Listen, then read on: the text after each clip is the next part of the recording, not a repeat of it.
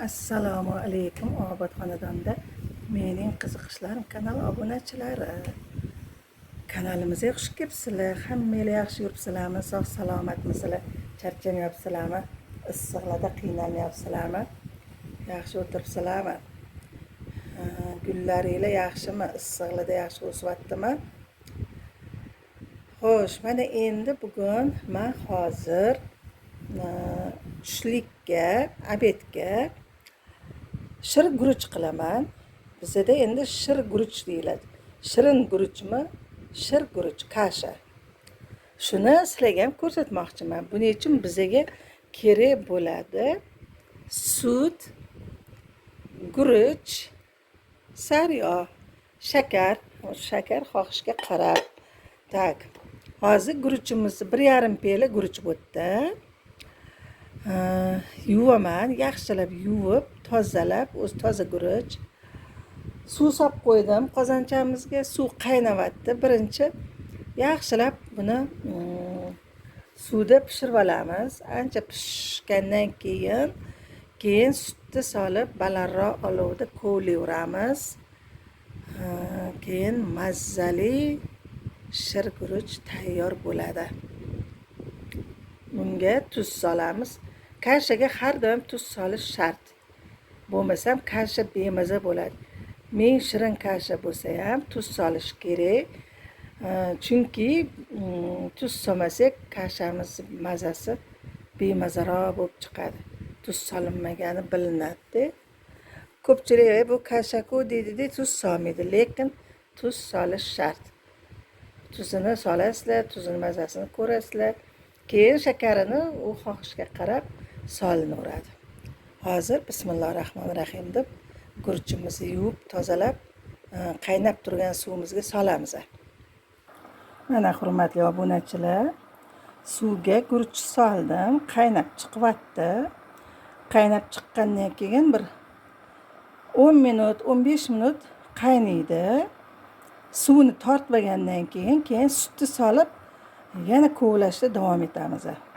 Qancha ko'p buni solib, eziltirib pishirsak, shuncha mazali shir guruch bo'ladi, kasha bo'ladi. Mana past olovda guruchni pishirib olamiz.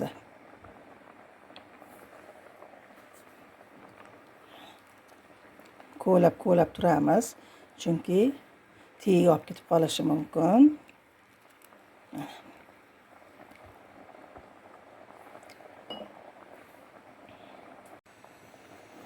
Mana hurmatli obunachilar, guruchimiz ancha pishib qoldi.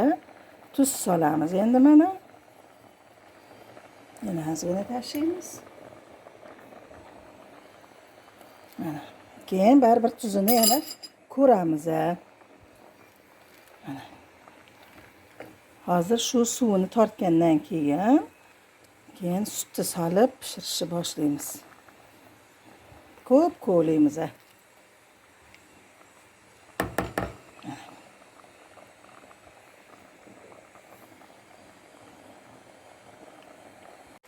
Mana hurmatli obunachilar, suv qolmadi, endi sutimizni solamiz. Bismillahirrohmanirrohim. Mana. Endi sutimizni bu yerga qo'yamiz. Aralashtiramiz yaxshilab.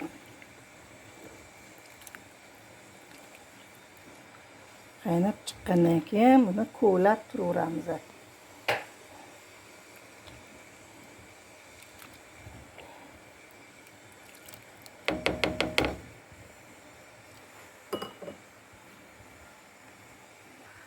Mana endi buni sut solgandan keyin ichiga ozgina sariyog' sovarsak, yana ham mazali bo'ladi.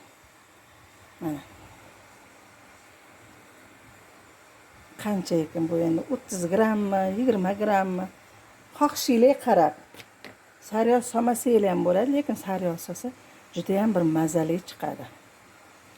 Shakarini keyin pishishiga yaqin ozgina solamiz. Keyin shirin qilib yeydiganlar ustiga sepib sariyog'larni ustiga qo'yib yeb olasizlar. Hurmatli obunachilar, hozir mana bu qaynab chiqadi. Keyin kovlashda davom etamiz. Mana hurmatli obunachilar, endi olovimizni sal mana shunaqa balandroq qilib, balandroq olovda kovlab pishiramiz. Shunda shaqillab qaynaganda mazali shirguruch chiqadi. Mana onam rahmatli shunaqa pishirardilar. Iloji bo'lsa, ozgina tiyiga oldirib pishirardilar va shunaqa mazasi zo'r chiqardi. Har shirguruch qilganimda onam rahmatlini eslab qilaman. Holvatar qilganimda qaynonam rahmatlini eslayman. Chunki qaynonam rahmatli menga holvatar qilishni o'rgatganlar. Shunaqa chiroyli chiqardi. Pas olovda qilasan deb yonlariga olib o'rgatganlar. Shu o'rgatganlarimizni endi biz kelinlarga o'rgatamiz, bolalarga. Lekin shu holvatarni ham ko'p yeyish kerak. Nega deganda, u rosa immunitetni ko'taradi. Ko'pchilik qilmaydi holvatar. Lekin yeyish kerak. Holvatar juda mazali, u ham yegulik. Mana shunaqa qilib shaqillatib pishiraveramiz, hurmatli obunachilar, hurmatli o'rtoqlar. Mana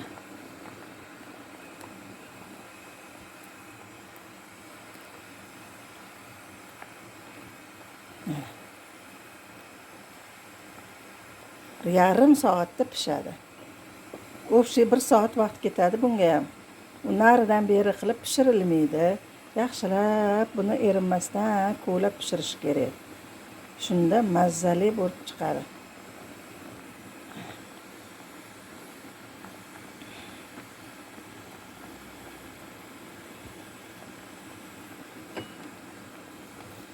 Kovlab turamiz. Tiyiga olib ketish kerak emas.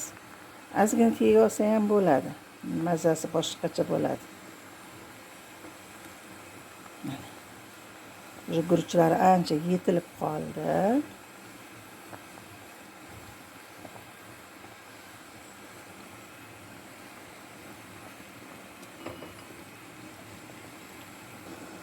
Mana hurmatli obunachilar, ancha quyulyapti. Endi kichkina pelada to'lar-to'lmas bitta pelada shakar solaman. Tuzlarini ko'rdim, tuzi yaxshi. Qolgan shakarni kimdir shirinli yeyish yaxshi ko'radi. Keyin ustiga sepib yeyaverasizlar qolganini. Xohlasanglar ichiga sovarsanglar ham bo'ladi. Ancha quyilib qoldi. Hozir sal yana quyilgandan keyin qolgan sutimizni solamiz. Yana kovlaymiz keyin.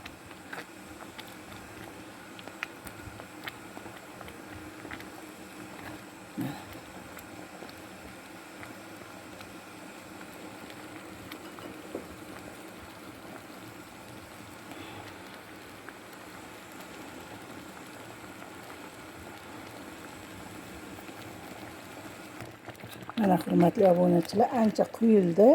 Endi ham qolgan sutimizni hammasini solamiz. Sut qancha ko'p solib pishirsak, shuncha mazali chiqadi. Hozir idishimizni ham chayib sovuraman sut yo'qini. Bo'ldi, shu sut bilan pishadi. Bu yerda salkam 2 litr sutga qilyapman. Ozgina suv, guruchini suvda pishirib olamiz, qolganini sutda pishiramiz. Mana, hozir tog'orchani chayib sovuraman. Mana, kashamiz pishyapti.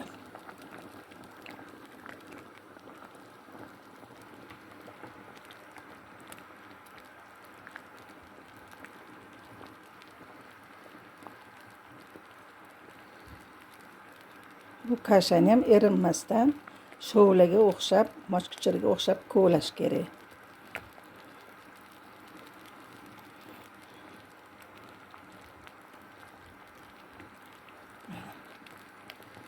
Balandroq olovda bo'lsa, shaqir-shuqur qaynasa, shirador bo'lib chiqadi.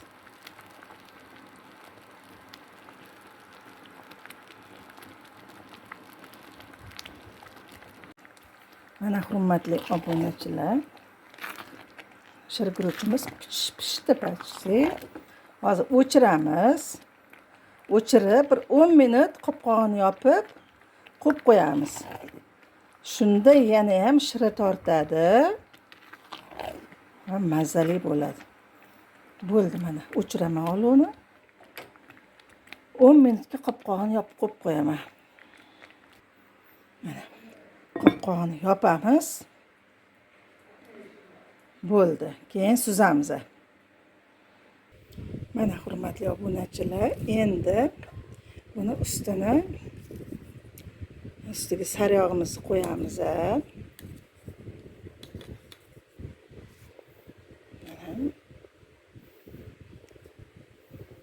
Kim yeyishiga qarab xohlagancha mana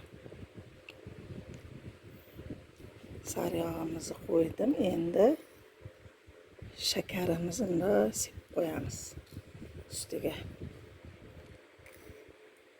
Yana 5 minut turgandan keyin buni yeymiz. Mana shunaqa qilib shirguruchlarni tayyorlaylar, hurmatli obunachilar. Mana bo'ldi. Va sariyog'larimiz eriydi. Mana bunday qilib qo'yamiz sariyog'larni hamma yoqqa.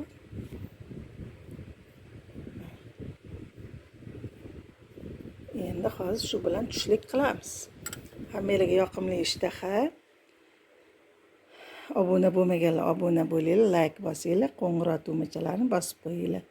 Keyingi videolarda hammanglarni sog' salomat ko'rishguncha xayrlashib qolaman.